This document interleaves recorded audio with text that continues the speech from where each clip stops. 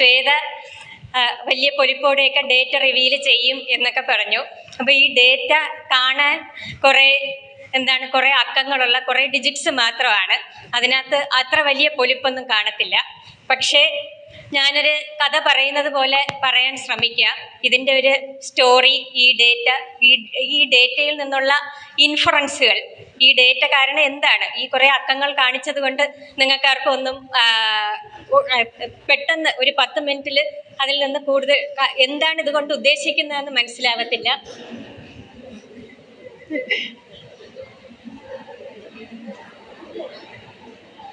അപ്പം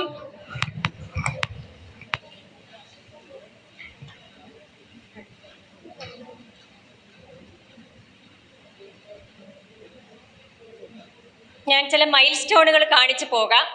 ഫസ്റ്റ്, ഇത് mission control സെന്ററിൽ നിന്ന് ഞാനും സ്റ്റുഡന്റ് കോർഡിനേറ്റേഴ്സും അവിടെ ഇരുന്ന് സൂര്യയും ദേവികയും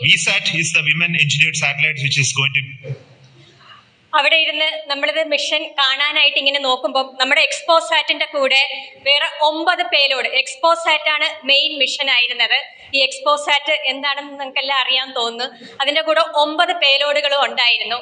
ഇതെല്ലാം വലിയ വലിയ സ്റ്റാർട്ടപ്പുകളുടെ ആയിരുന്നു. ഞങ്ങൾ കഴിഞ്ഞ 2 ആഴ്ച ശ്രീഹരിക്കോട്ടയിൽ തന്നെ ഇതിന്റെ ഫൈനൽ ഇന്റഗ്രേഷൻ, ഈ PSLV റോക്കറ്റ് എന്ന് പറഞ്ഞാൽ 15 നില വലിപ്പമുള്ള ഒരു ബിൽഡിങ്ങിന്റെ 4ാമത്തെ സ്റ്റേജിൽ ആ ലോഞ്ച് പാഡിൽ നിന്ന് അവിടുത്തെ ആ ഒരു ടവറിലോട്ട് ഇത് ഏഷ്യയിലെ ഏറ്റവും വലിയ മൂവിങ് സ്റ്റേഷനാണത്. അപ്പം ഇതെല്ലാം കാണാനുള്ള ഭാഗ്യമുണ്ട്. ഇതിന്റെ ലിഫ്റ്റ് കയറി ഈ 15 നില മുകളിൽ ബിൽഡിങ്ങിന്റെ 15ാമത്തെ നിലയിൽ എത്തുന്നത് പോലെ ഈ 4ാമത്തെ സ്റ്റേജിലാണ് നമ്മുടെ ഈ കുഞ്ഞൻ പേലോഡ് ഇരിക്കുന്നത്. ഇതിന്റെ കൂടെയുള്ള മറ്റ് 8 പേലോഡ്സും വലിയ വലിയ സ്റ്റാർട്ടപ്പ് കമ്പനികളുടെയും അങ്ങനെയുള്ള പ്രൈവറ്റ് കമ്പനികളുടെയും ഒക്കെ ആയിരുന്നെങ്കിലും ഞങ്ങൾ തന്നെ അറിയാതെ ഞങ്ങൾ ഞെട്ടിപ്പോയി. ഞങ്ങളുടെ രോമമൊക്കെ എഴുന്നേറ്റ് നിന്നു. അപ്രതീക്ഷിതമായിട്ട് വിസാറ്റിനെ കുറിച്ച് മാത്രം, ഈ 9 പേലോഡുകളിൽ വിസാറ്റിനെ കുറിച്ച് മാത്രം ഇസ്രോ ചെയർമാൻ ഇത് പറയുന്നത്. ഇപ്പം നിങ്ങൾ സോമനാഥ് സാറിനെ എവിടെ വെച്ച് കണ്ടാലും LBSലെ കുട്ടിയാണ്, വിസാറ്റിന്റെ ഭാഗമാണ് എന്ന് പറഞ്ഞാൽ, വിസാറ്റ് ലോഞ്ച് ചെയ്ത LBSലെ കുട്ടിയാണെന്ന് പറഞ്ഞാൽ സാറ് പെട്ടെന്ന് റെക്കഗ്നൈസ് ചെയ്യും.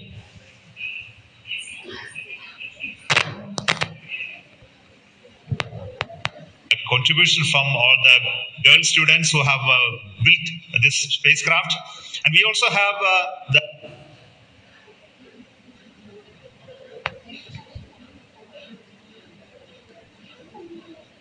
അത് കഴിഞ്ഞിട്ട് ഈ പേലോഡുകളെ പരിചയപ്പെടുത്തുന്ന ഒരു ചടങ്ങുണ്ട് മിഷൻ കൺട്രോൾ സെന്ററിൽ നിന്ന്. ഇതൊക്കെ ദൂരദർശനിൽ കൂടെ ലൈവായിട്ട് ഇവിടെ ഇരുന്ന് ഷെറിലും ടീമും നമ്മുടെ സ്പേസ് ക്ലബ് ടീമൊക്കെ ഈ സ്ക്രീനിൽ തന്നെ കണ്ടതാണ്.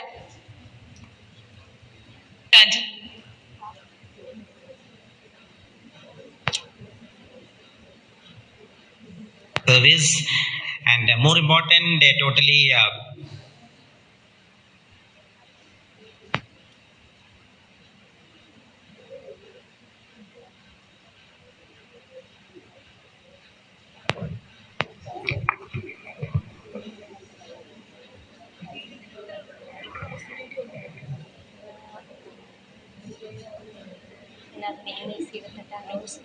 സാധനമുണ്ട്.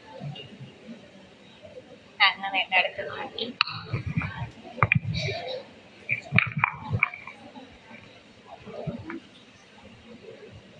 service, and more important, they totally women engineered satellite for the comparison of solar irradiance and UV index. This, I think, showcases women empowerment in the field of science and technology, and all the payloads in fact demonstrate the reforms that are currently. ഇത് PSLV mission project director Jayakumar സാറാണ്. ഇനി വിസാറ്റിലോട്ട് വരാം. ഞാൻ നേരത്തെ പറഞ്ഞ PSLV C50, അപ്പം ആ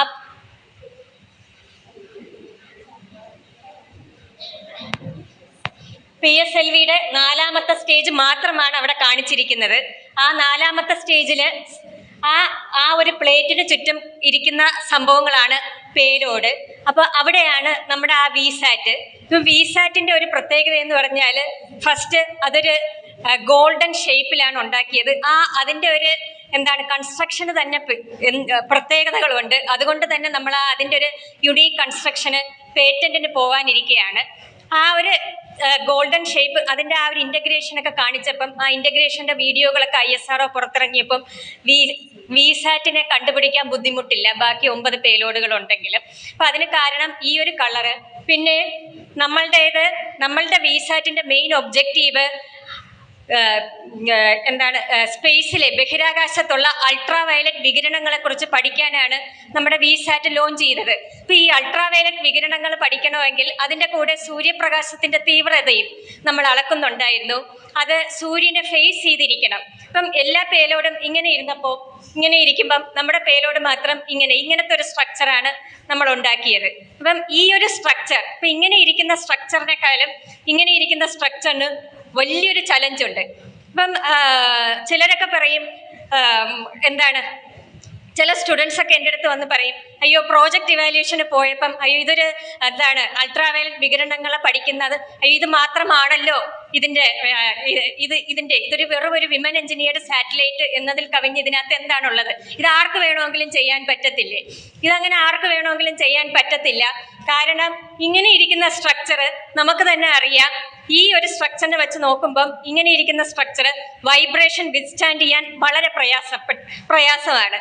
അപ്പം ഏതാണ്ട് 1 മാസത്തോളം ISROയിൽ എൻവയോൺമെന്റൽ test, thermal vibration testing, vibration testing, shock absorbance testing ഇതെല്ലാം പാസ്സായാൽ മാത്രമേ ഗ്രൗണ്ട് ലെവലിലുള്ള ഒരു സാധനം അങ്ങ് ബഹിരാകാശത്ത് പോകത്തുള്ളൂ. നമുക്ക് ഇവിടെ ഈ മുറിയുടെ ഒരു ടെമ്പറേച്ചർ ടെസ്റ്റ് ചെയ്യാൻ ഒരു സെൻസർ വയ്ക്കുക എന്ന് പറഞ്ഞാൽ ഒരു 10 മിനിറ്റ് നേരത്തെ കാര്യമേ ഉള്ളൂ. പക്ഷെ ഇതേ സാധനം ബഹിരാകാശത്തോട്ട് വിടണമെങ്കിൽ, സ്പേസിലോട്ട് വിടണമെങ്കിൽ അത് ഇത്രയും ടെസ്റ്റുകൾ പാസ്സാകണം. അതിന് അത്രയും മെക്കാനിക്കൽ സ്ട്രെങ്ത് വേണം. ഇപ്പം ഈ വൈബ്രേഷൻ ടെസ്റ്റ് സുമിത്ര ടീച്ചറൊക്കെ അന്ന് അവിടെ ഉണ്ടായിരുന്നു. അപ്പം ഇത് നമുക്കൊരു ഒരു ഹെഡ്സെറ്റ് തരും. അത്രയും ഫ്രീക്വൻസി, ഒരു ചെറിയ ഫ്രീക്വൻസിയിൽ നിന്ന് ഹൈ ഫ്രീക്വൻസി. കാരണം ഇത് അന്തരീക്ഷത്തിനെ വിട്ട് ബഹിരാകാശത്തിലോട്ട് പോകുമ്പം അത്രയും ഫ്രിക്ഷൻ ഉണ്ട്. നമ്മുടെ കൽപ്പന ചൗളയൊക്കെ മരിച്ചു പോയത് എങ്ങനെയാണെന്ന് നമുക്കറിയാം. അപ്പം ആ അത്രയും ഫ്രിക്ഷനെ വിത്ത്സ്റ്റാൻഡ് ചെയ്തിട്ടും ഇത് ആ ബഹിരാകാശത്ത് ഒരു കേടുപാടും കൂടാതെ അവിടെ ഇരിക്കണം. ഇപ്പം നമ്മുടെ ഒരു ഞാനിപ്പം വച്ചിരിക്കുന്ന ഇലക്ട്രോണിക് സ്മാർട്ട് വാച്ച് നമ്മുടെ വെറും ഹൈദരാബാദ് സ്നോ വേൾഡിനകത്ത് കയറി ഇറങ്ങുമ്പം ഇത് ചത്തുപോകും, ഇത് ഓടത്തില്ല. അപ്പം നമ്മുടെ ഇലക്ട്രോണിക് സാധനങ്ങളൊക്കെ അത്രയും സോഫിസ്റ്റിക്കേറ്റഡ് ആയിട്ടുള്ള അത്രയും അങ്ങനത്തെ സാധനങ്ങളാണ്. അത് അത്രയും റഗ്ഡ് എൻവയോൺമെന്റിൽ, അത് കഴിഞ്ഞിട്ട് ഇത് നെഗറ്റീവിൽ നിന്ന് മൈനസ് ടെമ്പറേച്ചറിൽ നിന്ന് പ്ലസ് ടെമ്പറേച്ചറിലോട്ട് ഏറ്റവും ചെറിയ തണുപ്പ് തൊട്ട് ഏറ്റവും വലിയ ചൂട് വരെ ഇത് വിത്ത്സ്റ്റാൻഡ് ചെയ്യണം. നമ്മുടെ മൂൺ മിഷൻ, ആ മൂൺ പ്രോബ് അത് സ്ലീപ്പിലോട്ട് പോയി കഴിഞ്ഞിട്ട് അത് പിന്നെ എഴുന്നേറ്റില്ല. നിങ്ങളൊക്കെ അത് വായിച്ചിട്ടുള്ളതാണ്.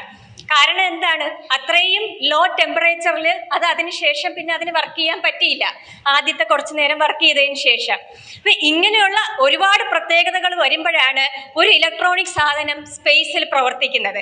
അതുകൊണ്ട് ഗ്രൗണ്ടിൽ പ്രവർത്തിക്കുന്ന ഒരു ഇലക്ട്രോണിക് സാധനമായിട്ട് ഒരിക്കലും സ്പേസിൽ പ്രവർത്തിക്കുന്ന ഒരു ഇലക്ട്രോണിക് സാധനത്തെ കമ്പയർ ചെയ്യാൻ പറ്റത്തില്ല. സ്പേസ് റിസർച്ചിന്റെ ബാലപാഠമാണ് അത്. അപ്പം അങ്ങനെ ഈ അൾട്രാവയലറ്റ് വികിരണങ്ങൾ പഠിക്കുന്ന സെൻസർ, നമ്മുടെ ഈ മെഷറിംഗ് ഇൻസ്ട്രുമെന്റ്, ഞാനിതിനെ മെഷറിംഗ് ഇൻസ്ട്രുമെന്റ് എന്ന് പറയാം, ഇത് ഇങ്ങനെ ഇരിക്കുക എന്നുള്ളതായിരുന്നു ഞങ്ങളുടെ ഏറ്റവും വലിയ ചലഞ്ച്. അപ്പം നമുക്കറിയാം ഈ വൈബ്രേഷൻ, നമ്മൾ ഈ ഹെഡ്സെറ്റ് ഒക്കെ വെച്ച് ആ വൈബ്രേഷൻ ലാബിൽ ഇരിക്കുമ്പം ഇത് വളരെ ലോ ഫ്രീക്വൻസി തൊട്ട് വളരെ ഹൈ ഫ്രീക്വൻസി വരെ രാവിലെ തൊട്ട് വൈകുന്നേരം വരെ പല ഫ്രീക്വൻസിയിലുള്ള വൈബ്രേഷൻ ടെസ്റ്റിംഗ് ആണ്. അത് ഇങ്ങനെ വെച്ചിട്ടുള്ള വൈബ്രേഷൻ ഉണ്ട്, ഇങ്ങനെ വെച്ചിട്ടുള്ള വൈബ്രേഷൻ ഉണ്ട്. ഇപ്പം ഏത് ഇലക്ട്രോണിക് സാധനമാണെങ്കിലും അത് പൊട്ടിത്തെറിച്ച് 4 പാടായി 1000 തുണ്ടമായിട്ട് മാറും. ഇതിനെ അതിജീവിക്കണം.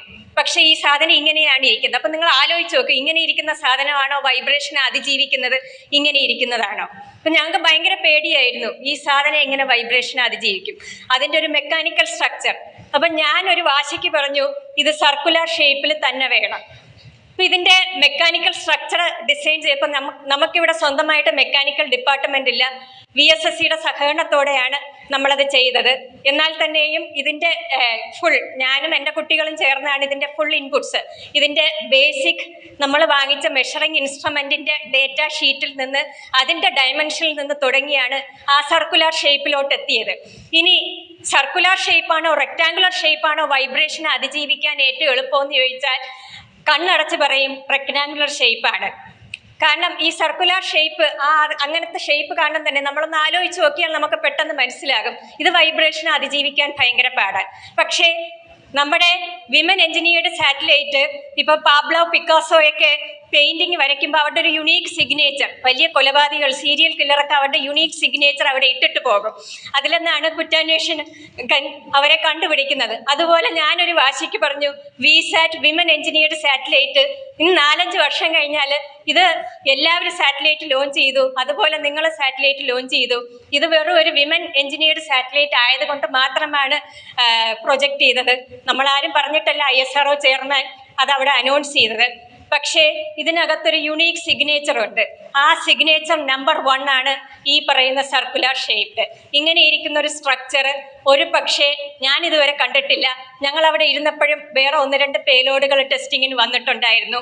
അവിടെ ഉണ്ടായിരുന്ന അവിടുത്തെ തന്നെ പല സയന്റിസ്റ്റുമാരും വലിയ അത്ഭുതത്തോടെ വന്ന് ഇതിനെ പഠിച്ചിട്ട് പോയി, ഈ സ്ട്രക്ചറിനെയും. കാരണം അതങ്ങനെ ഡിസ്റ്റിങ്വിഷ്ഡ് ആയിട്ട് നമ്മുടെ തലയെടുപ്പുള്ള ആന നിൽക്കുന്നത് പോലെയാണ് ഇതിങ്ങനെ നിൽക്കുന്നത്. ഇതെല്ലാം ഇങ്ങനെ, ബാക്കിയെല്ലാം ഇങ്ങനെ ഇരിക്കുമ്പോൾ ഇതിങ്ങനെ നിൽക്കുന്നത്.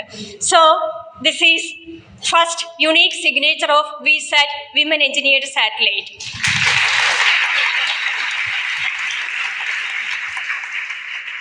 ഇനി ഇന്നലെ മുതൽ പല മീഡിയകൾ എന്നെ വിളിച്ച് ചോദിച്ചു, മിഷൻ സക്സസ്ഫുൾ ആയോ?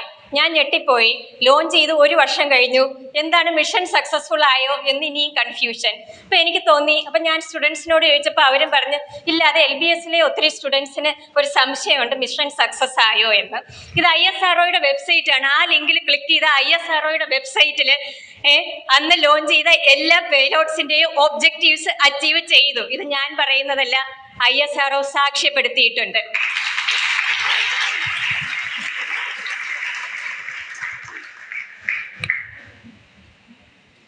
ഇനി രണ്ടാമത്തെ യുണീക്ക് സിഗ്നേച്ചർ, അത് ഒരു പക്ഷേ ലോകത്തിലെ തന്നെ ആദ്യത്തേതായിരിക്കും.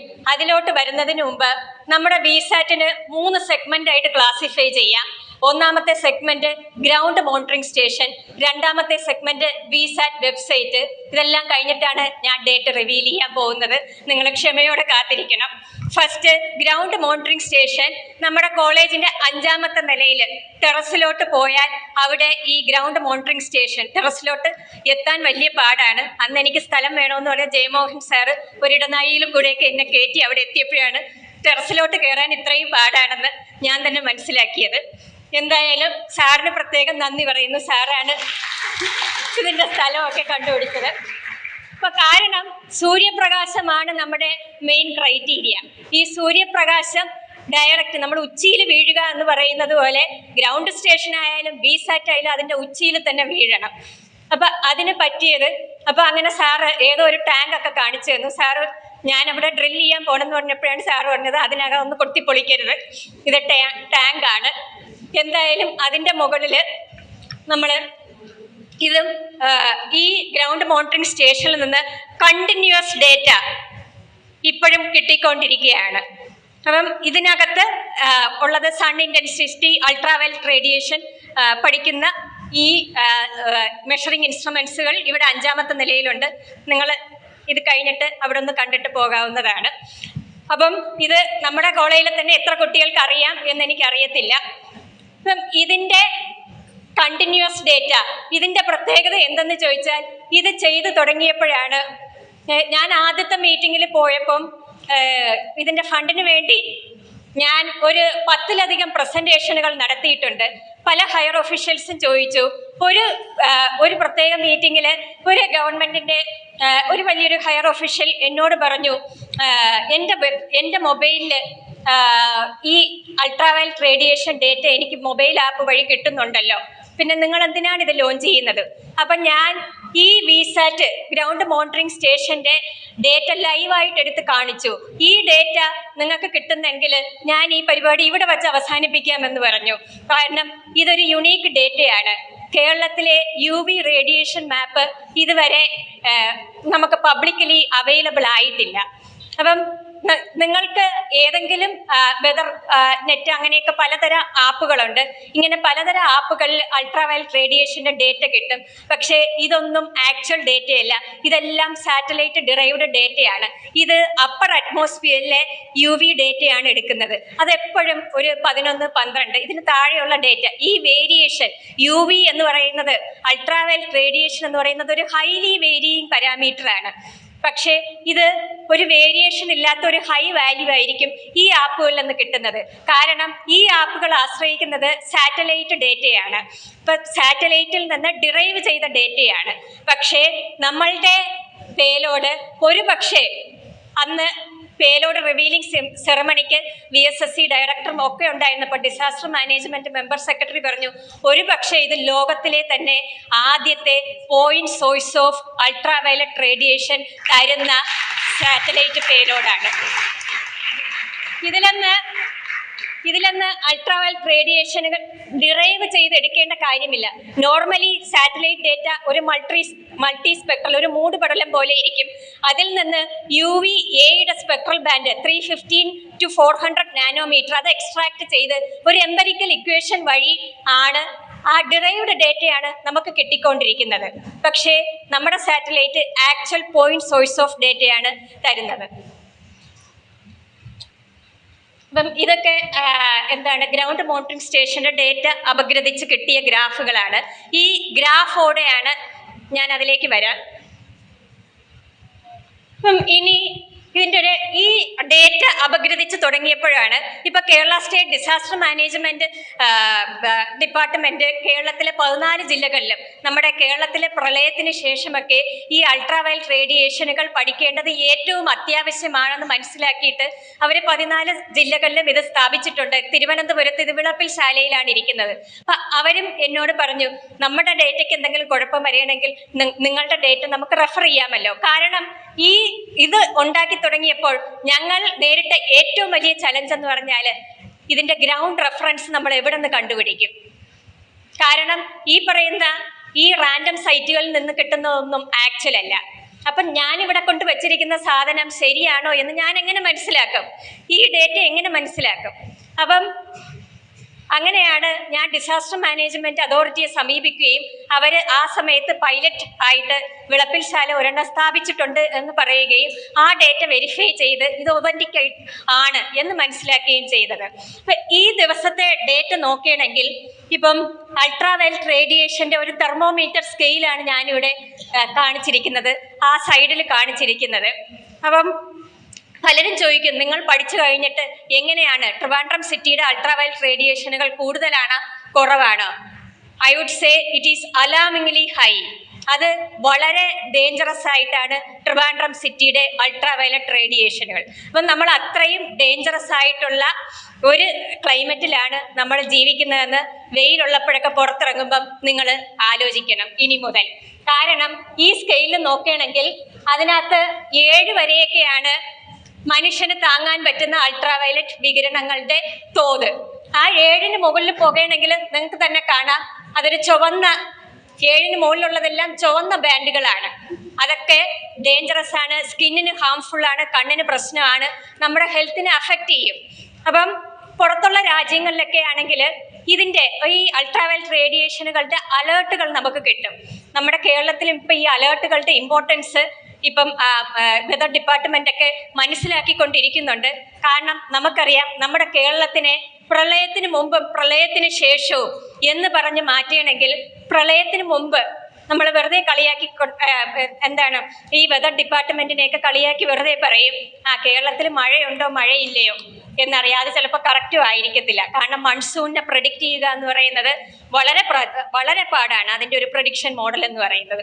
പക്ഷേ ഇപ്പം നിങ്ങൾ നോക്കുകയാണെങ്കിൽ disaster management member secretary Shekhar സാറൊക്കെ എൻ്റെ നല്ല സുഹൃത്തുക്കളാണ്. അപ്പോൾ ഒരു ഡിസാസ്റ്റർ മാനേജ്മെന്റ് അതോറിറ്റി തന്നെ ഉണ്ടായിട്ടുണ്ട്. പ്രളയത്തിന് ശേഷം നമുക്ക് പല അലേർട്ടുകളും, പ്രധാനമായിട്ട് ഡാമിൻ്റെ ഹൈറ്റ്, വിൻഡ് വാർണിങ്സുകൾ, നമ്മുടെ ഓഖിക്കൊക്കെ ശേഷം ഈ മഴയുണ്ടോ മഴയില്ലയോ എന്നുള്ളതിന് പുറമെ വേറെ പല അലേർട്ടുകളും നമുക്ക് കിട്ടുന്നുണ്ട്. അത് പ്രളയത്തിനെ ബേസ് ചെയ്ത് അത്രയും ആ ഒരു നടുക്കത്തിന് ശേഷമാണ് ഗവൺമെന്റ് ഈ സ്റ്റെപ്പുകൾ എടുത്തത്. പക്ഷേ ഇത്രയും അലാമംഗലി ഹൈ ആയി അൾട്രാവയലറ്റ് റേഡിയേഷൻ ഉള്ള ഒരു സ്ഥലത്ത് ജീവിക്കുമ്പം അൾട്രാവയലറ്റ് റേഡിയേഷന്റെ അലേർട്ട് നമുക്ക് കിട്ടുന്നുണ്ടോ? ഇപ്പോഴും അത് കിട്ടുന്നില്ല. അതിന് കാരണം ഇത്തരം UV സ്റ്റേഷനുകൾ നമുക്ക് ഇനിയും ഇല്ലാത്തത് കൊണ്ട് തന്നെയാണ്. അതിൻ്റെ പ്രാധാന്യം കൂടെയാണ് ഇതിൻ്റെ ഈ പൈലറ്റ് സ്റ്റഡിയിൽ നിന്ന് നമ്മൾ പുറത്തുവിടുന്നത്. അപ്പം നമ്മുടെ ഈ പുറത്തുള്ള രാജ്യങ്ങൾ, ഞാനിപ്പോൾ അയർലാൻഡിൽ ഒരു റിസർച്ച് പ്രോജക്റ്റ് ചെയ്യുകയാണ്. അപ്പം അവിടെ റിസർച്ച് സയൻറ്റിസ്റ്റായിട്ട് വർക്ക് ചെയ്യുമ്പം എൻ്റെ വാട്ടർഫോർഡ് കൗണ്ടിയിൽ അടുത്തുള്ള കൗണ്ടിയിൽ പോയി ചോദിച്ചാൽ അവിടെ UV റേഡിയേഷൻ മാപ്പ് എനിക്ക് കിട്ടും. എനിക്ക് അലേർട്ട് വരും, ഇന്ന് UV റേഡിയേഷൻ കുറച്ച് കൂടുതലാണ്, നിങ്ങൾ സൺസ്ക്രീൻ ലോഷനൊക്കെ തേച്ചുകൊണ്ട് വെളിയിലോട്ട് ഇറങ്ങണം. ഇവിടെയാണെങ്കിൽ സൺസ്ക്രീൻ ലോഷനൊക്കെ തേക്കുന്നത് പിന്നെ സൺഗ്ലാസ് വച്ചുകൊണ്ടേ പുറത്തിറങ്ങാം. ഇതൊക്കെ പരിഷ്കാരത്തിൻ്റെ സിമ്പലുകളാണ്, ആരോഗ്യത്തിൻ്റെ സിമ്പലുകളല്ല. അപ്പം അങ്ങനെയുള്ള കാര്യങ്ങൾ അവിടെ ആ അലേർട്ടുകൾ വരും. പക്ഷേ അതിനെ വച്ച് നോക്കുമ്പം ഇവിടെ വളരെ കൂടുതലാണ് അൾട്രാവയലറ്റ് റേഡിയേഷനുകൾ. അപ്പം ഇവിടെ ആ 10 ശേഷം 11+, ആ 11 എന്നൊക്കെ പറഞ്ഞാൽ നോക്കേ വേണ്ട, നിങ്ങൾ വീട്ടിൽ പുതപ്പ് മൂടി ഇരിക്കണമെന്നാണ് അതിൻ്റെ അർത്ഥം. പക്ഷേ ഇവിടെ September 6 ground monitoring station data ഞാൻ അപഗ്രഥിച്ച് നോക്കിയപ്പോൾ ഡേറ്റ 12 വന്ന് നിൽക്കുന്നത്. 11.8 UV ഇൻഡെക്സ് 12 നമ്മുടെ തിരുവനന്തപുരം സിറ്റിക്ക് കിട്ടിയിരിക്കുന്നത്. അപ്പം ഈ സ്പേസ് ക്ലബിലെ കുട്ടികളോട് ചോദിച്ചാൽ അറിയാം, കഴിഞ്ഞ ഒരു വർഷത്തെ ഡേറ്റ അപഗ്രഥിക്കുമ്പം മിക്കവാറുമൊക്കെ പ്രത്യേകിച്ച് വേനൽക്കാലത്ത് 10 മുകളിലാണ്. 10 താഴെ ഒരു സംഖ്യ കിട്ടാറില്ല. നട്ടുച്ചയ്ക്കൊക്കെ 11 മണി 11, 12 UV പോകുന്നത്. അപ്പം എത്ര ഡേഞ്ചറസ് ആയിട്ടുള്ള സിറ്റുവേഷനിലാണ് നമ്മൾ ഒരു സൺസ്ക്രീനും ഇല്ലാതെ വെറുതെ സൂര്യനെ നോക്കി ഒരു സൺഗ്ലാസ് പോലും വയ്ക്കാതെ നടക്കുന്നത്. അപ്പം ഇതൊക്കെ ഈ ഒരു ഇതാണ് ഡേറ്റ റിവീലിങ്ങിന്റെ ആദ്യത്തെ കാര്യം എനിക്ക് പറയാനുള്ളത്. തിരുവനന്തപുരം സിറ്റിയുടെ, ഇനി കേരളത്തിന്റെ മൊത്തത്തിലൊന്നും നമ്മൾ പഠിച്ചിട്ടില്ല. എന്തായാലും നമ്മൾ ജീവിക്കുന്ന സ്ഥലത്തെ അൾട്രാവയലറ്റ് വികിരണങ്ങളുടെ തോത് വളരെ കൂടുതലാണ്. അത് ഹെൽത്തിനെ ഡയറക്റ്റ് അഫക്റ്റ് ചെയ്യുന്ന രീതിയിൽ വളരെ കൂടുതലാണ്.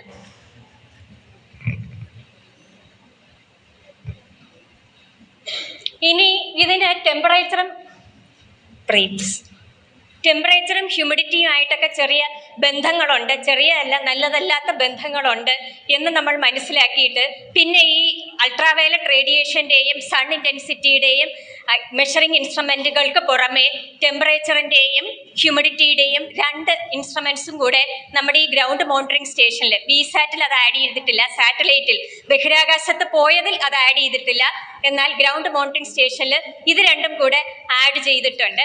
ഇതിനെക്കുറിച്ചുള്ള കൂടുതൽ കോറിലേറ്റീവ് സ്റ്റഡീസ് പിന്നെ നടത്തുന്നതായിരിക്കും. ഇതെല്ലാം ഗ്രൗണ്ട് മോണിറ്ററിംഗ് സ്റ്റേഷനിൽ നമ്മുടെ സ്വന്തം ഡേറ്റയാണ്. ഇനി ഈ ഡേറ്റയെക്കുറിച്ച് നിങ്ങൾക്ക് അറിയണമെന്നുണ്ടെങ്കിൽ ഈ VSAT.in എന്ന് പറയുന്ന വെബ്സൈറ്റിൽ നിങ്ങളെല്ലാവരും സ്ക്രീൻഷോട്ട് എടുത്ത് വയ്ക്കുന്നത് നന്നായിരിക്കും. ഈ VSAT.in ലോകത്തിൽ ആർക്ക് എവിടെ ഇരുന്ന് വേണമെങ്കിലും പബ്ലിക്കലി അക്സസിബിൾ ആണ്. അതിനകത്ത് ഡേറ്റ എന്ന് പറയുന്ന ഒരു ഐക്കൺ കാണും. ആ ഡേറ്റ ക്ലിക്ക് ചെയ്യണമെങ്കിൽ ഇതിൻ്റെ കണ്ടിന്യൂസ് ഡേറ്റ, അത് ഗ്രാഫ് സഹിതം, നെക്സ്റ്റ് സ്ലൈഡ്, അത് ഗ്രാഫ് സഹിതം, ഇങ്ങനെ മനോഹരമായ ഗ്രാഫുകൾ സഹിതം ഇപ്പം ഈ മൊമെന്റിലെ VSAT ഡേറ്റയല്ല, ഈ അൾട്രാവയലറ്റ് റേഡിയേഷൻ ഡേറ്റയും സൺ ഇൻറ്റൻസിറ്റി ഡേറ്റയും, സൂര്യപ്രകാശത്തിന്റെ തോതും അൾട്രാവയലറ്റ് വികിരണങ്ങളുടെ തോതും ചൂടിന്റെ തോതും ടെമ്പറേച്ചറിന്റെ തോതും ഹ്യൂമിഡിറ്റിയുടെ തോതും എല്ലാം നമുക്ക് ലൈവായിട്ട് അറിയാൻ പറ്റും. അത് വിത്ത് ഗ്രാഫ് നിങ്ങൾക്ക് കാണാൻ പറ്റും. അത് നമ്മുടെ സ്പേസ് ക്ലബിലെ കുട്ടികൾ എത്രയോ ദിവസം ഊണും ഉറക്കവും ഇല്ലാതെ കുത്തിയിരുന്ന് ഒറ്റയ്ക്ക് ഡിസൈൻ ചെയ്തതാണ് ഈ വെബ്സൈറ്റ്.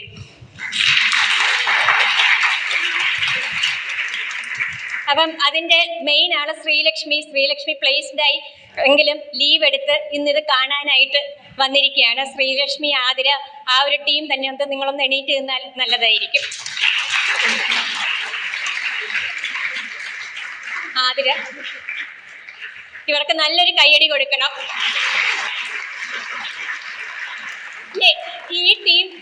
ഈ ടീം ഫൈനൽ ഇയറിൽ അങ്ങനെ ഇരുന്നപ്പം ഒരു IVക്ക് പോയി 2 ആഴ്ച IVക്ക് പോയപ്പം ഇത് റെഡിയാക്കി എടുക്കുകയും വേണം. നമ്മൾ വളരെ ക്രൂഷ്യലായിട്ട് 2024 January 1 എന്ന് പറയുന്ന ഒരു ഡേറ്റ് ഉണ്ടെങ്കിൽ ഇന്ത്യയുടെ 60ാമത്തെ PSLV മിഷനിൽ ഞങ്ങളുടെ സാറ്റലൈറ്റ് ലോഞ്ച് ചെയ്തിരിക്കും എന്ന് ശപഥമെടുത്താണ് ഞങ്ങൾ നിൽക്കുന്നത്. അപ്പോഴാണ് ഇവർ IVക്ക് പോയത്.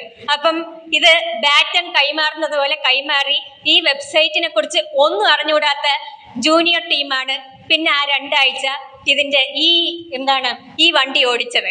അങ്ങനെയാണ് ഈ വിസാറ്റ് സഫലമായത്. ഈ വിസാറ്റ് വെബ്സൈറ്റ് സഫലമായത്. ആ ജൂനിയർ ടീമും ഒന്നെണീറ്റ് നിന്നാൽ നന്നായിരിക്കും.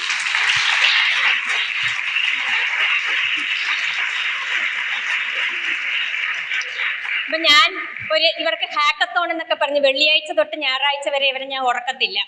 അങ്ങനെയാണ് ഇവിടുത്തെ സ്പേസ് ലാബൊക്കെ തുറന്നു കൊടുത്തിരുത്തിയത്. ഒരു ദിവസം വൈകുന്നേരം ഞാൻ അത് രാവിലെ എല്ലാമൊക്കെ തുറന്നു കൊടുത്ത് വൈകുന്നേരം വന്നപ്പം മറ്റേ മണിച്ചിത്രത്താഴിൽ മോഹൻലാൽ പോകുന്നത് പോലെ ഒരു സൈക്കോയും പോകാത്ത വഴികളിൽ കൂടെയൊക്കെ ഇവർ പോയിക്കൊണ്ടിരിക്കുകയായിരുന്നു. അപ്പം മറിയം എന്നോട് പറയാണ് ഞാൻ ഏതോ ചിക്കൻ സൂപ്പോ അങ്ങനെ ഏതാണ്ട് ലൈബ്രറിയൊക്കെ ആഡ് ചെയ്തു, അതും പറ്റുന്നില്ല ഇതും പറ്റുന്നില്ല. ഇങ്ങനെ പലതവണ കഴിഞ്ഞിട്ടാണ് എന്തായാലും ഇതിപ്പം ലോകത്തിന് മുന്നിൽ നമ്മുടെ ഗ്രൗണ്ട് മോണിറ്ററിംഗ് സ്റ്റേഷൻ ഡേറ്റ കാണണമെങ്കിൽ VSAT.in. ഇനി ഈ ഡേറ്റ ഡിസാസ്റ്റർ മാനേജ്മെന്റ് അത് പബ്ലിക്കലി റിലീസ് ചെയ്തിട്ടുണ്ടോ എന്ന് അറിഞ്ഞുകൂടാ. അങ്ങനെ അല്ലെങ്കിൽ ട്രിവാൻഡ്രം സിറ്റിയുടെ അൾട്രാവയലറ്റ് റേഡിയേഷൻ എത്രയാണെന്നറിയാൻ refer VSAT.in. There is no other authentic websites available.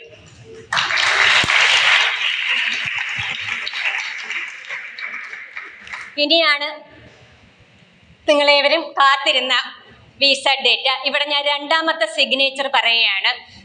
ഇപ്പം 2ാമത്തെ സിഗ്നേച്ചർ എന്ന് പറയുമ്പോൾ ഇതൊരു സ്ക്രീൻഷോട്ടാണ്. നിങ്ങൾക്ക് കാണുമ്പോൾ തന്നെ അറിയാം. മിഷൻ കൺട്രോൾ സെന്ററിൽ സതീഷ് ധവാൻ ശ്രീഹരിക്കോട്ടയിലെ സതീഷ് ധവാൻ സ്പേസ് സെന്ററിലെ മിഷൻ കൺട്രോൾ സെന്ററിൽ നിന്ന് ലോഞ്ച് കാണാൻ ഭാഗ്യമുണ്ടായ കേരളത്തിലെ 2 സ്റ്റുഡൻസ് LBS എഞ്ചിനീയറിംഗ് കോളേജിൽ നിന്നാണ്. അതിലൊരു സ്റ്റുഡൻറ്റ് ഇവിടെയുണ്ട്, സൂര്യ ഞാൻ എണീപ്പിച്ച് നിർത്തുന്നില്ല, കാരണം സൂര്യ എക്സ്പീരിയൻസ് ഷെയർ ചെയ്യുന്നുണ്ട്. അപ്പം ഇവരൊക്കെ റെയർ പീസസ് ആണ്, ബാക്കി ഒരിടവും പോയാൽ കിട്ടത്തില്ല. അപ്പം 2018 അപ്പം ജയമോഹൻ സാർ ഇവിടെ പ്രസംഗിച്ചപ്പോൾ പറഞ്ഞു 2018 തൊട്ട് ഞാൻ ഇതിൻ്റെ പുറകെയാണ്. ഇനി നിങ്ങൾ ഇതിനെ ബാക്ക് ട്രാക്ക് ചെയ്താൽ ചിലപ്പോൾ ഇത് 6 മാസം കൊണ്ട് ഉണ്ടാക്കാമായിരിക്കും. ഈ റെഫറൻസ് വെച്ച് മോഡൽ സ്കൂളിലെ കുട്ടികൾക്ക് ചിലപ്പോൾ 1 വർഷം കൊണ്ട് അത് ഉണ്ടാക്കാമായിരിക്കും. അല്ലെങ്കിൽ വേറെ ഏത് കോളേജിലെ കുട്ടികൾക്കും ഇത് വളരെ പെട്ടെന്ന് ഇതിൻ്റെ ഈ ഒരു റെഫറൻസ് വെച്ച് ബാക്ക് ട്രാക്ക് ചെയ്ത് ഉണ്ടാക്കാമായിരിക്കും. പക്ഷേ ആദ്യത്തെ ഡബിൾ സെഞ്ചുറി സച്ചിൻ തെണ്ടുൽക്കറിന്റെ തലയിൽ ഇരിക്കുന്നത് പോലെ ഇതിന്റെ ആദ്യത്തെ സ്റ്റുഡൻറ് സാറ്റലൈറ്റ് എന്ന് പറയുന്നത് VSATന്റെ LBSലെ കുട്ടികൾക്ക് അത് പൊൻതൂവലായിട്ട് എന്നും ഉണ്ടായിരിക്കും. അപ്പം ഇനി 2ാമത്തെ സിഗ്നേച്ചർ, ഇത് വെറും ഒരു വിമൻ എഞ്ചിനീയർഡ് സാറ്റലൈറ്റ് ആണോ? അപ്പം ഈ മിഷൻ കൺട്രോൾ സെൻട്രലിൽ നിന്ന് ഇത് കാണുമ്പോൾ 2018 ഞാൻ കുട്ടികളോട് പറയുമായിരുന്നു, സ്പേസ് ക്ലബിലെ കുട്ടികളോട് പറയുകയാണ്, നമ്മൾ ആ ദിവസത്തെ സ്വപ്നം കാണണം. ശ്രീഹരിക്കോട്ടയിലെ സതീഷ് ധവാൻ സ്പേസ് സെന്ററിൽ നിന്ന് നമ്മുടെ പേലോടും വഹിച്ചുകൊണ്ട് PSLV ഒരു റോക്കറ്റ് ബഹിരാകാശത്തോട്ട് പോകുന്നത് നമ്മൾ കാണുന്ന ആ സുദിനം സ്വപ്നം കാണണം. 2018 തൊട്ട് സ്വപ്നം കണ്ട് തുടങ്ങിയതാണ് 2024 സാക്ഷാത്കരിച്ചത്. അപ്പം ഏത് വലിയ സംഭവം സ്വപ്നത്തിൽ നിന്നാണ് തുടങ്ങേണ്ടത്.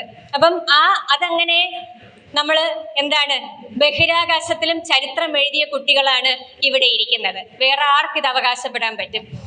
അപ്പം ഇനി ആ മിഷൻ കൺട്രോൾ സെൻട്രലിൽ നിന്ന് സ്ക്രീൻഷോട്ട് എടുത്ത ഒരു ഡേറ്റയാണിത്. ഇതിൻ്റെ പ്രത്യേകത എന്ന് പറഞ്ഞാൽ ആ ഒരു അർക്ക, രുദ്ര അങ്ങനെയൊക്കെ എഴുതിയിരിക്കുന്ന ഇതിൻ്റെ കൂടെയുള്ള ഞാൻ പറഞ്ഞ ഈ പ്രൈവറ്റ് ഫേംസിൻ്റെ പേലോഡ്സ് ആണ്. പക്ഷേ നമ്മുടെ സാറ്റലൈറ്റിന് 4 പാരാമീറ്റേഴ്സാണ്, മൊത്തം 4 പാരാമീറ്റേഴ്സാണ് സ്പേസിൽ നിന്ന് കിട്ടുന്നത്. ആ 4 പാരാമീറ്റേഴ്സാണ് അവിടെ സർക്കിൾ ചെയ്ത് ഇട്ടിരിക്കുന്നത്. അത് മില്ലി വോൾട്ടിലാണ് കിട്ടുന്നത്. മില്ലി വോൾട്ടിനെ വാട്ട് പെർ മീറ്റർ സ്ക്വയർ ആക്കി പിന്നെ ഒരു യൂണിറ്റ് ലെസ് പാരാമീറ്ററായ UV ഇൻഡെക്സ്, ഇത് കുറേ മാത്തമാറ്റിക്കൽ ഇക്വേഷൻസ് ഒക്കെ ഉണ്ട്. ഇതിൻ്റെ പൈതൺ കോഡിങ്ങും നമ്മുടെ കുട്ടികൾ തന്നെയാണ് ചെയ്തത്. ഇതിൻ്റെ കറസ്പോണ്ടിങ് സോഫ്റ്റ്വെയർ ഡെവലപ്മെൻറ്റും എല്ലാം നമ്മുടെ കുട്ടികൾ തന്നെയാണ് ചെയ്തത്. അപ്പം ആ 4 പാരാമീറ്റേഴ്സ് അവിടെ നിന്ന് സ്ക്രീൻഷോട്ട് എടുത്ത് കിട്ടിയതാണ്. എന്തിന് ആ സ്ക്രീൻഷോട്ടിൻ്റെ പ്രത്യേകത എന്തെന്ന് ചോദിക്കുകയാണെങ്കിൽ, ഈ VSAT next unique signature is this could be world's first self-powered satellite payload.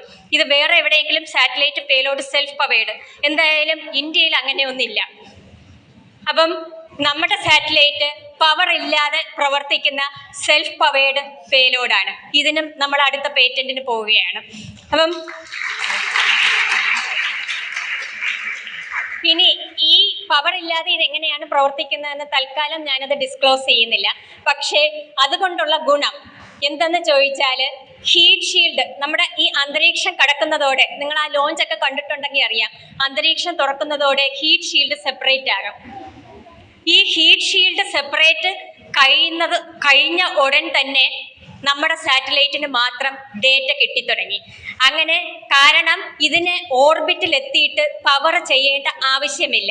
Heat shield separate ചെയ്ത് കഴിഞ്ഞു. അപ്പം ഓർബിറ്റിൽ എത്തുന്നതിന് മുമ്പ് തന്നെ ഡേറ്റ കിട്ടിയ ഒരേ ഈവൻ മെയിൻ സാറ്റലൈറ്റ് എക്സ്പോസാറ്റിന് പോലും അത് അവകാശപ്പെടാനില്ല.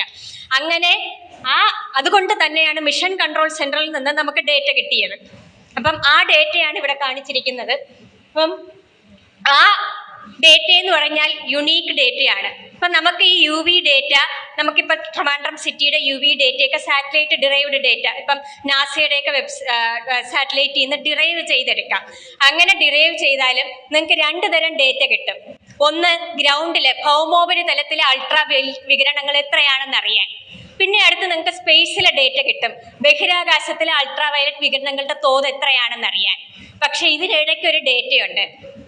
ഇത് കിട്ടണമെങ്കിൽ അതിന് റഫർ വിസാറ്റ്, നമ്മുടെ കയ്യിൽ മാത്രമാണ് ആ ഡേറ്റയുള്ളത്.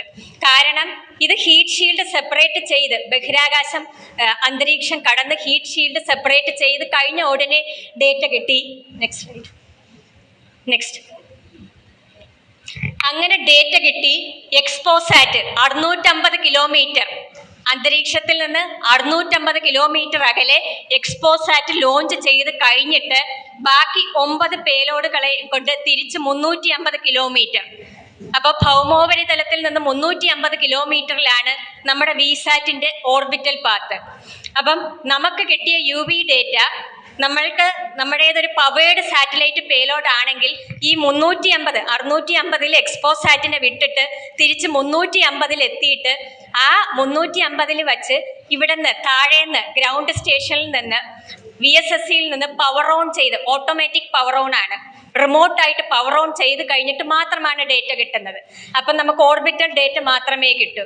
പക്ഷേ ഇത് അന്തരീക്ഷം കടന്ന ഉടൻ തന്നെ ഡേറ്റ കിട്ടിയത് കൊണ്ട് ഈ 350 നിന്ന് 650 വരെയും 650 നിന്ന് തിരിച്ച് 350 വരെയുമുള്ള ഈ ഡേറ്റ, ഈ അൾട്രാവയലറ്റ് വികിരണങ്ങളുടെ വ്യത്യാസം, ഈ വേരിയേഷൻ കറക്റ്റായിട്ട് പ്രഡിക്റ്റ് ചെയ്യുന്ന ഒരു മാപ്പ് നമുക്ക് കിട്ടി.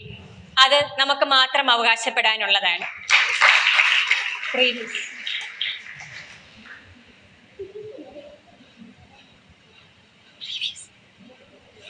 അപ്പം അങ്ങനെയുള്ള ഇതിന്റെ സാറ്റലൈറ്റ് പാത്തിന്റെ ഡേറ്റ മാത്രം ആണ് ഈ 1-ാം തീയതിയുള്ള ഈ അന്തരീക്ഷം കടന്നത് തൊട്ട് 650 പോയി തിരിച്ച് 350 എത്തിയ ഡേറ്റയുടെ ഒരു ഗ്രാഫാണ് ഇവിടെ കാണിച്ചിരിക്കുന്നത്. നമുക്ക് ആ സമയം കണ്ടാൽ അറിയാം. 9:10 ലോഞ്ച് സ്റ്റാർട്ട് ചെയ്തു, 9:10 പുറപ്പെട്ടു. അത് കഴിഞ്ഞിട്ട് ഏതാണ്ട് 11:15 ഇത് ഓർബിറ്റിൽ എത്തിയത്, ഈ 350 കിലോമീറ്റർ ഓർബിറ്റിൽ എത്തിയത്. അതുവരെയുള്ള ഡേറ്റ. അപ്പം അത് UV ഇൻഡെക്സ് എന്ന് പറഞ്ഞാൽ 35 മുകളിൽ. അപ്പം ഭൗമോപരിതലത്തില് എന്താണ് 11+ എന്നൊക്കെ പറഞ്ഞാൽ 11 മുകളിൽ പോയ എക്സ്ട്രീംലി ഡേഞ്ചറസ് ആണ്. അപ്പം സ്പേസിൽ ആ 650 കിലോമീറ്റർ ഡിസ്റ്റൻസിലൊക്കെ 35 UV ഇൻഡെക്സ് കിട്ടിയത്. അപ്പം അത്രയും വലിയ UV റേഡിയേഷനുകൾ നമുക്ക് മുകളിൽ ഓസോൺ പാളിയൊക്കെ ഉള്ളത് കൊണ്ട് അതിൻ്റെ എത്രയെങ്കിലും ഒരു % തടഞ്ഞ് നിർത്തപ്പെട്ട് ബാക്കിയാണ് ഇവിടെ വരുന്നത്.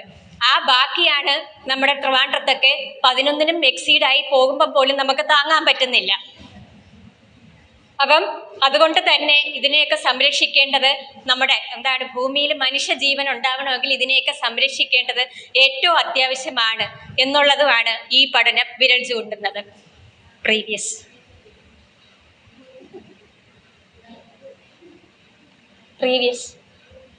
അപ്പം അങ്ങനെയുള്ള ആ UV റേഡിയേഷന്റെ 54% ഇങ്ങനെയുള്ള ഓസോൺ ലെയറും അന്തരീക്ഷത്തിന്റെ പൊടിപടലങ്ങളിലും ഒക്കെ തട്ടി റിഫ്ലക്ട് ചെയ്തിട്ട് ബാക്കി റേഡിയേഷൻ ആണ് ഈ 11+ എക്സീഡ് ചെയ്യുന്നത്. അപ്പം ഈ പറയുന്ന ഗ്രാഫില് ആ ബ്ലൂ ലൈൻ എന്ന് പറഞ്ഞാൽ നമ്മുടെ ഗ്രൗണ്ട് മോണിറ്ററിംഗ് സ്റ്റേഷനിൽ നിന്ന്, അതായത് ഭൗമോപരിതലത്തിലുള്ള UV റേഡിയേഷന്റെ തോതാണ്, UV വികിരണങ്ങളുടെ തോതാണ്. ആ ചുവപ്പ് ലൈൻ എന്ന് പറഞ്ഞാൽ നമ്മുടെ വിസാറ്റിന്റെ സ്വന്തം ഡേറ്റയാണ്, മറ്റാർക്കും അവകാശപ്പെടാനില്ലാത്ത വിസാറ്റിന്റെ സ്വന്തം ഡേറ്റയാണ്. എത്രമാത്രം വ്യത്യാസമുണ്ടെന്ന് നോക്കൂ ഈ രണ്ട് ഡേറ്റയും കൊണ്ട്. അപ്പം ഇത് മറ്റതുപോലെ നല്ലൊരു കർവല്ല, ഇതിങ്ങനെ ചാടിയുള്ള കർവാണ് സ്പേസിൽ നിന്ന് കിട്ടുന്നത്. അതിന് കാരണം നിങ്ങൾക്ക് തന്നെ അറിയാം, നമ്മുടെ ഗ്രൗണ്ട് മോണിറ്ററിംഗ് സ്റ്റേഷൻ പോലെ ഒരു സ്റ്റേഷനറി അല്ല വിസാറ്റ് ഇങ്ങനെ കറങ്ങിക്കൊണ്ടിരിക്കുകയാണ്. അതുകൊണ്ട് ഡേറ്റ ഫ്ലക്ച്വേഷൻസ് കാണും, അതിൻ്റെ ഡേറ്റ ക്ലീനിങ്ങും ഒക്കെ ആയിട്ട് അത് തന്നെ ഒരു വലിയൊരു അൽഗോരിതമാണ്, ഒരു വലിയൊരു സിഗ്നൽ പ്രോസസ്സിംഗ് അൽഗോരിതമാണ്. അപ്പോൾ ഇതൊക്കെ ചെയ്യാൻ എന്നെ ഹെൽപ്പ് ചെയ്തത് നമ്മുടെ പഴയ സ്റ്റുഡൻറ് കോർഡിനേറ്റർ സൂര്യ ജയകുമാറാണ്. അപ്പം ഇതിനകത്തും നമ്മുടെ ഗ്രൗണ്ട് സ്റ്റേഷനിലെ ഡേറ്റ ഒരു മാക്സിമം ഒരു 6-7 എത്തി നിൽക്കുമ്പം നമ്മുടെ സ്പേസിലെ ഡേറ്റ 35-നും മുകളിൽ പോയിട്ടുണ്ട്. അപ്പം ഈ പറയുന്നത് പോലെ 54% ഫിൽറ്റർ ചെയ്തിട്ടാണ് ഇവിടെ വരുന്നത്. ഇനി ഞാൻ പറഞ്ഞു ഗ്രൗണ്ട് മോണിറ്ററിംഗ് സ്റ്റേഷനിൽ ഒരിക്കലും 12 വരെ എത്തി. ഞാൻ ഈ 12 വരെ എത്തിയപ്പം എന്തോ എൻ്റെ മെഷറിംഗ് ഇൻസ്ട്രുമെന്റിന് എന്തോ സംഭവിച്ചു എന്നാണ് ഞാൻ വിചാരിച്ചത്. പക്ഷേ നമുക്കറിയാം, പഴയ കാലത്തൊക്കെ നമ്മുടെ അമ്മൂമ്മമാരോടൊക്കെ ചോദിച്ചാൽ അറിയാം, മഴ പെയ്യുമ്പം ഇപ്പം പഴയ തണുപ്പൊന്നുമില്ല. മഴ പെയ്യുമ്പോൾ ഒരു തണുപ്പുണ്ട്, അത് കഴിഞ്ഞാലും നമ്മുടെ അമ്മമാരോടൊക്കെ ചോദിച്ചാൽ അറിയാം, പെയ്യുമ്പോൾ ഒരു തണുപ്പുണ്ട്. ഇപ്പൊ എൻ്റെയൊക്കെ പഴയ കാലത്ത് കുട്ടിക്കാലത്തും അങ്ങനെയാണ്. കുറച്ച് നാള് മൺസൂൺ എന്നൊക്കെ പറഞ്ഞാൽ സ്കൂൾ തുറക്കുന്ന സമയമൊക്കെ എപ്പോഴും ഒരു തണുപ്പ് കാണും. പക്ഷെ ഇപ്പൊ ആ തണുപ്പുണ്ടോ? മഴ പെയ്ത് കഴിഞ്ഞ ഉടനെ നമുക്ക് ചൂട് വരും, അത്രയും ഹ്യൂമിഡിറ്റി ഉണ്ട്. പിന്നെ ഇപ്പം ഈ ഇടയ്ക്ക് ഈ ക്ലൈമറ്റ് ചേഞ്ച് ഒക്കെ വന്നതിന് ശേഷമുള്ളൊരു പ്രതിഭാസമാണ്, ഈ അടുത്ത കാലത്തൊക്കെ കാണുന്ന ഒരു പ്രതിഭാസമാണ്. മഴ പെയ്ത് കഴിഞ്ഞ ഉടനെ ഒരു നല്ലൊരു വെയിൽ വരും, ഭയങ്കര ഒരു വെയിൽ വരും. അപ്പൊ ആ സമയത്ത് UV ഡേറ്റയാണ് എക്സ്ട്രീംലി ഡേഞ്ചറസ് ആയിട്ട്, അപായകരമായിട്ട് എക്സീഡ് ആയത്. അപ്പൊ അതിന് കാരണം എന്ന് പറഞ്ഞാൽ, ഇപ്പൊ ഈ മഴ പെയ്യുമ്പം ഈ അന്തരീക്ഷത്തിലെ പൊടിപടലങ്ങളും ഒക്കെ വാഷ്ഡ് ഔട്ട് ആയി നല്ലൊരു ക്ലിയർ സ്കൈ ആണ്. അപ്പൊ മഴ പെയ്ത് കഴിഞ്ഞ ഉടനെ അത്രയും ഇന്റൻസിറ്റിയിൽ സൂര്യപ്രകാശം വരികയാണെങ്കിൽ ആ സൂര്യപ്രകാശം ഒരിക്കലും നിങ്ങൾ ആ വെയിൽ കൊള്ളാൻ പാടില്ല എന്നുള്ളതാണ് ഈ പഠനത്തിൽ നിന്ന് മനസ്സിലാക്കുന്നത്. കാരണം ആ സമയത്ത് സൂര്യപ്രകാശമാണ് ഏറ്റവും ഡേഞ്ചറസ്. ഇത് അൾട്രാവയലറ്റ് റേഡിയേഷനുകൾ മാത്രമാണ് നമ്മൾ പഠിച്ചത്. അന്തരീക്ഷത്തിൽ സൂര്യപ്രകാശത്തിൽ നമുക്കറിയാം മറ്റൊരുപാട് അപകടകാരികളായ വികിരണങ്ങളുണ്ട്. ഇപ്പൊ ഈ ഒരു അൾട്രാവയലറ്റ് റേഡിയേഷൻ പോലും ഒരു മഴയ്ക്ക് ശേഷമുള്ള വെയില്, കാരണം ഈ മഴയ്ക്ക് ശേഷം ഇപ്പം വെയിൽ കുത്തനെയാണ് വരുന്നത്, പണ്ടത്തതുപോലെ ഗ്രാജുവലി അല്ല. ആ വെയിൽ ഒരിക്കലും കൊള്ളരുത്. അവിടെ അതിനകത്ത് എക്സ്ട്രീംലി ഡേഞ്ചറസ് ആയിട്ടുള്ള അൾട്രാവയലറ്റ് വികിരണങ്ങളുടെ തോത് വളരെ കൂടുതലാണ് എന്നുള്ളതാണ് നമ്മളുടെ ഒരു കണ്ടെത്തൽ. ഇത് പേലോഡ് ഗ്രൗണ്ട് മോണിറ്ററിംഗ് സ്റ്റേഷനുമായിട്ടൊക്കെയുള്ള ചെറിയ കമ്പാരിസൺ സ്റ്റഡിയൊക്കെയാണ്. അപ്പം നമ്മുടെ ഗ്രൗണ്ട് സ്റ്റേഷനിൽ ഭൗമോപരിതലത്തിൽ UV ഇൻഡെക്സ് 5 കിട്ടിയപ്പം സ്പേസിൽ അത് 23 വരെ പോയിട്ടുണ്ട്. അപ്പൊ ഇതൊക്കെ ഓസോൺ ലെയറിന്റെയും നമ്മുടെ അന്തരീക്ഷത്തിന്റെയും ഒക്കെ അതിന്റെ എല്ലാം പ്രാധാന്യം വിളിച്ചോതുന്ന പഠനങ്ങളാണ് ഇതെല്ലാം. ഞാൻ ഇവിടം കൊണ്ട് നിർത്തുകയാണ്. എനിക്ക് കഥ പറഞ്ഞു തുടങ്ങിയാൽ എനിക്കൊരു നോവൽ എഴുതാനുള്ളത്, കാരണം 6 വർഷത്തെ കഥ എനിക്ക് പറയാനുണ്ട്. പക്ഷേ ഇവിടം കൊണ്ട് നിങ്ങൾക്ക് മനസ്സിലാകുന്ന ഭാഷയിൽ എനിക്ക് ഡേറ്റ റിവീൽ ചെയ്യാൻ പറ്റി എന്ന് വിശ്വസിച്ചുകൊണ്ട് ഇത് മിഷൻ കൺട്രോൾ സെന്ററിൽ ISRO ചെയർമാനോടൊപ്പം ഞാനും സ്റ്റുഡൻറ് കോർഡിനേറ്റർമാരും ആയ ദേവികയും സൂര്യയുമാണ് ഈ കൂട്ടത്തിലുള്ളത്. നന്ദി.